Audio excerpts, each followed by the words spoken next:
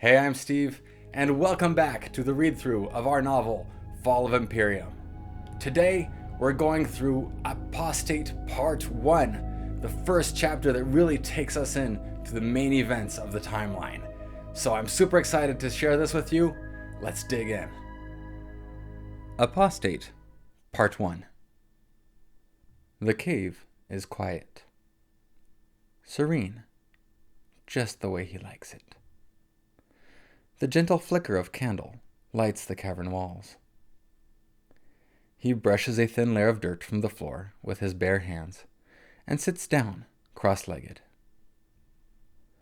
All of his belongings are arranged neatly behind him.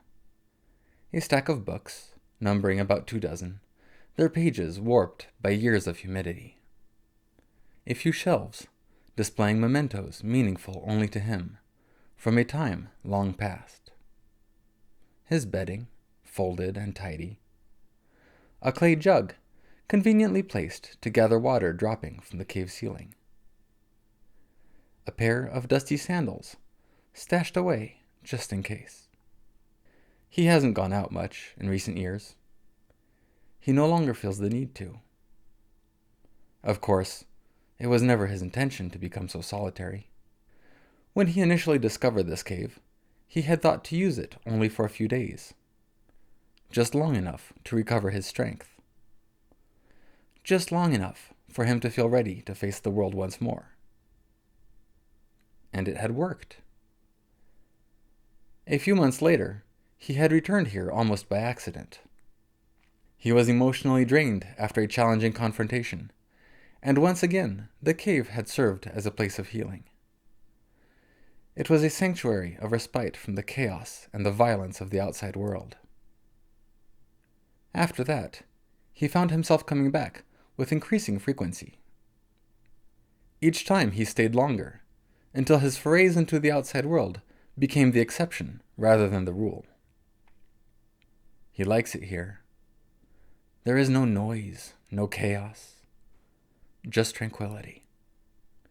Each day is identical to the last, which frees him from unwanted distractions. It allows him to focus almost exclusively on his own pursuits, meditation, and a better control of Kantara. That is all he wants anymore. He still sleeps sometimes. He doesn't need it, but his dreams are vivid here, and sometimes bring clarity. He eats every now and then, on the rare occurrence when food is brought to him, but it is only out of courtesy. Time does not pass for him. He needs no nourishment. When he does get visitors, which still happens once every few years, they usually come to take from him, not give. And today will again be one of those days. He can sense it. The invisible perimeter he set outside was recently breached. It's only a matter of time now. He closes his eyes and wraps the power gently around himself. He could reach out and seek to understand his visitors before they arrive. He used to do that. The shock on their faces was amusing initially. But eventually, even that trick got old. Instead of reaching out or of connecting to the outside world, he dives deeper inward. He settles himself, embraces his apprehension and distaste at the interruption, and soothes them in his spirit. He still feels an edge of unease that will not go away. A ripple in his soul that tells him this visit will be different. This one will be meaningful. It will change things, even though he doesn't want it to. He breathes deep and embraces that eventuality as well. He hears them before he sees them, as always. Footsteps echoing through the silence. An unwelcome disturbance. These footsteps are hesitant, however. They are shy and uncertain, very unlike the bold and assertive stride of entitled nobility. They come with hushed whispers, murmured words spoken in the lowest of tones. A man and a woman. A couple by the gentle nature of their discourse. Even now, they are debating turning back, fearing this might all be a mistake. He could call out to them. He could bid them come forth and spare them this tension, but he waits. They will come when they are ready, or leave if their courage fails them first. It is not his place to decide that outcome. Finally, timidly, they round the corner into sight. Gods, they are young. Barely even adults, or maybe not even quite there yet. They are holding hands, bodies pressed close in support of each other. He is touched by this unexpected sweetness. The woman has long dark hair, brown eyes, and a light sprinkle of freckles. Her companion is tall and blonde, with piercing blue eyes and the build of a young demigod. Ah, to be young and beautiful again, and idealistic, and ignorant of so many things. The hermit chuckles inwardly, not letting his amusement show. Clearly, this encounter will not be like prior ones. His visitors seem uncertain about how to proceed, so he beckons them forward with a gentle nod of the head. They take a few steps and lower themselves hesitantly to the cavern floor, so as to not tower over him. Very considerate. It is the young woman who breaks the silence. "Pardon our intrusion," she whispers. "We seek the Apostate." The hermit smiles. Apostate. Such an ironic way to describe him. Utterly incorrect from his perspective. And yet, over the years, the name has stuck. He doesn't fight it anymore. He has even grown to embrace it in some strange fashion. "And how might the Apostate be of service?" he asks in return. She squeezes her partner's hand and gives him a quick glance. "I am Eric, son of Prince Ulfric of Altergard," he offers. "And this is my beloved, the damsel Kira of the Golden Isle. We have come in dire need of your assistance, master."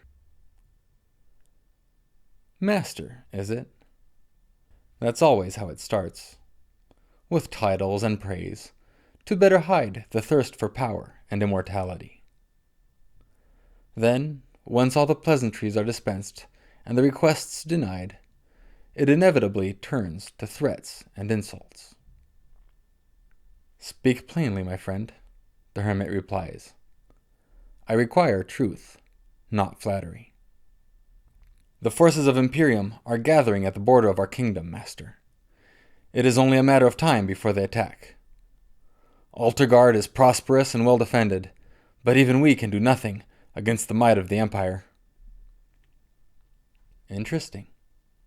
The Empire has been at peace for so long, even the Apostate has to wonder at the notion that war might break out anew. That is unfortunate. My heart goes out to the people of Altergard. Are you here on behalf of your father, Prince Ulrich, then? When Eric hesitates to answer, it is Kira who speaks up. "The prince has not been informed of our presence here, sir. We come at the behest of no prince or noble, simply as ourselves, to beg for the safekeeping of our home." "I see. And what is it that you think I can do for your homeland, here in my cave, that the lords and armies of Altergard and the Golden Isle cannot?" Eric is happy to answer this one. "We have heard many wondrous tales and accounts of your power, master. It is said that you wield Kantara and have mastery over time and space, that you can bend the minds of beasts and of men. It is even rumored that your powers may rival those of Emperor Nakuro himself, if such a thing were possible. We would not presume to know which stories are true and which are fabrications. But if any are true at all, you may be the only being capable of preventing this terrible war, master." "And is that what you seek? To prevent the war? To stop Imperium from conquering your homeland?" If such a thing were possible, yes, master. Eric looks at Kira, and she nods in agreement. Such hope. Such foolish, impossible dreams. Hard to believe that he was that way too once. So very long ago. Do you know how long it has been since I last left this cave? The Apostate asks. Kira and Eric shake their heads. No, they do not know. I don't know either, the Apostate confesses. I have lost count of the days, so long has it been. He leans in closer to them, as if to whisper a secret. You must understand, he admonishes gently. The reason I don't leave this place anymore, the reason I no longer go and fight the demons and the powers of this world, is because this world is already exactly as we humans want it to be. And that includes your war, I'm afraid.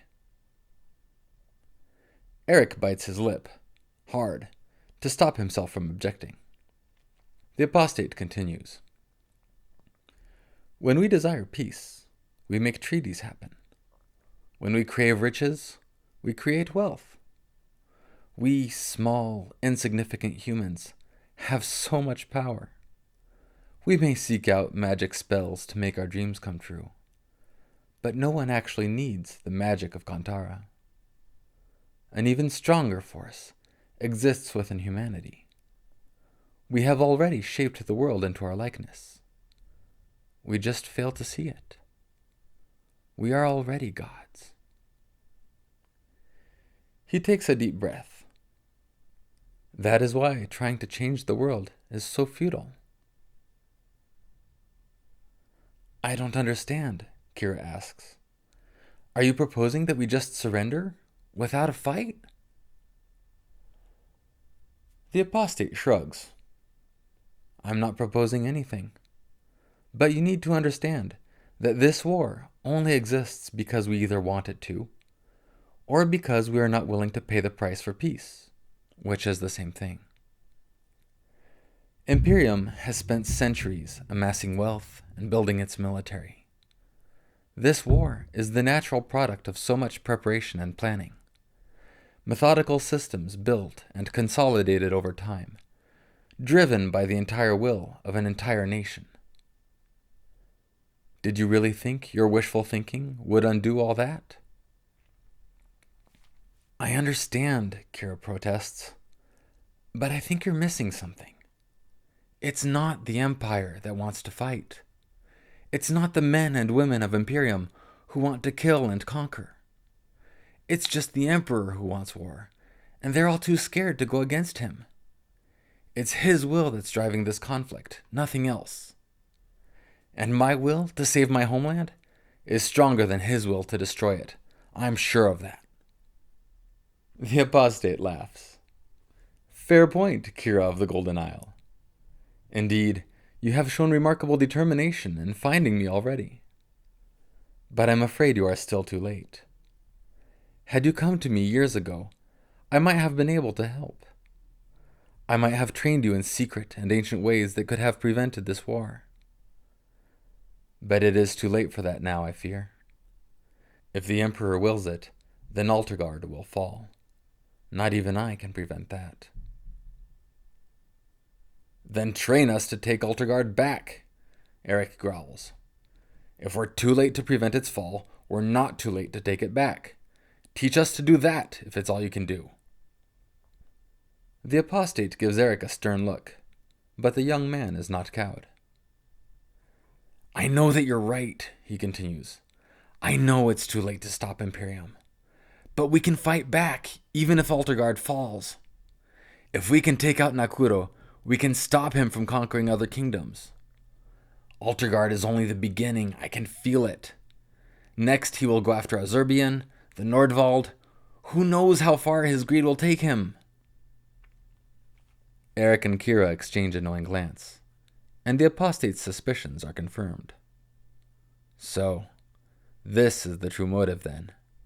Revenge, not peace. The power to harm, not to save. Master, Think how much good we could do just by taking out this one man, Eric begs. Can't you see it? For a short instant, the Apostate is tempted to blast both fools right out of his cave and seal it shut once and for all. Power and revenge, that's all anyone ever asks for. And here he was again, thinking this time would be different somehow. He shifts his weight and tries to steady his racing heart.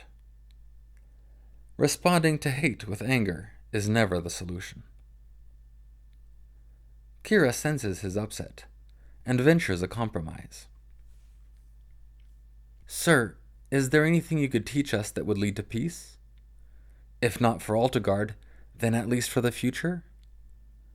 Is there anything you could teach us that would make things right? This gives the Apostate pause. He looks the young woman up and down, as if seeing her for the first time. Yes, this girl is different. Could she really help redirect Imperium? It's a fool's hope. There's no certainty she will even be able to feel Kantara, much less control it. Perhaps it is just the Apostate's inner upset at work now, and his repressed frustration at having so much power and knowledge, yet being so utterly incapable of changing the world. Or perhaps he's just desperate enough to try something new, even if it is hopeless. Either way, he makes a snap decision. Very well, he grunts tersely. There is indeed something I can teach you. It will not be easy, though. It took me years to master this technique, and I cannot guess at how long it might take you, or if you'll even be able to learn it at all. Eric bows low. Thank you, Master. It will be painful, the Apostate continues. And if your patience runs out, or you can't handle the suffering this will entail, I will end your training immediately. Yes, Master. Furthermore, I cannot foresee or promise where this path will lead you. The outcome will likely not be what you are hoping for. I will assume that responsibility, Master. The Apostate shakes his head. Not you, Eric. I will train Kira, and her only. So that's Apostate, Part 1. I love this story so much, and that's why I need your help to show me how we can improve it. I look forward to reading your thoughts in the comments, and I'll catch you next time.